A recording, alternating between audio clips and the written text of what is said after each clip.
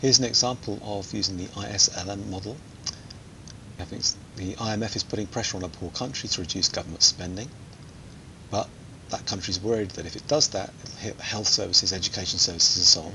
So instead it chooses to raise taxes to reduce the deficit, say. What effects do we expect using the ISLM model? Well, an increase in taxation is contractionary. It's a fiscal contraction or contract fiscal policy.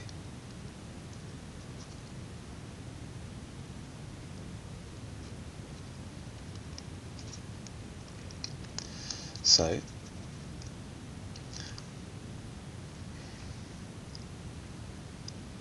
that means that for any level of interest rates, let's assume we start here at this level of output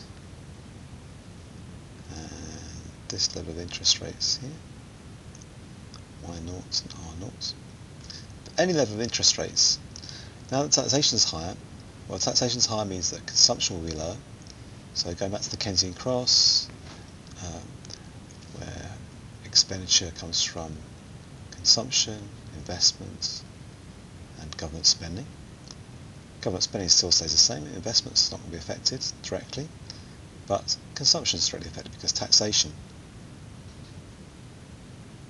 affects consumption. So a fall in taxation means a fall in consumption, which means expenditure will fall. And the Keynesian cross, that tells us expenditure falls, output falls, because output and expenditure are the same. So for any level of interest rates, we expect the level of output to fall.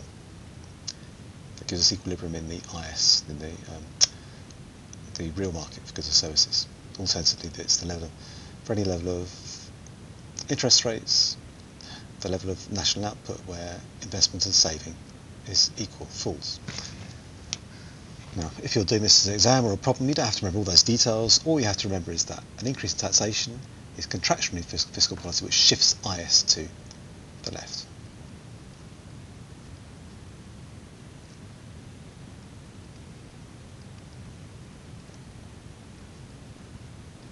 Shift to the left. So let's scan with the ruler.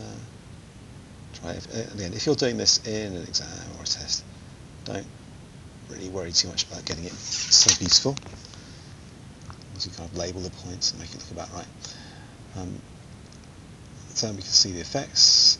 Output's going to come down to a new equilibrium here, and interest rate's going to fall.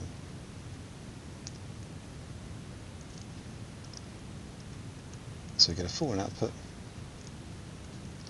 from Y0 down to Y1, and a fall in interest rates from R0 down to R1.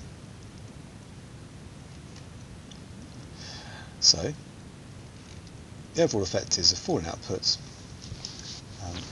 but unlike the simple prediction of the Keynesian cross, we would expect output to fall by that whole distance that we're reducing consumption by because of the tax increase.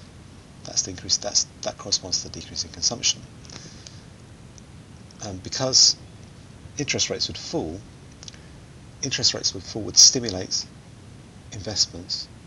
So the increase in investment, because interest rates are lower, that increase in investment would slightly offset the fall in consumption. So this is going to fall, but then this is going to rise to a certain extent, but not enough to completely reverse it, but enough to mitigate it. So we get a smaller drop in overall output.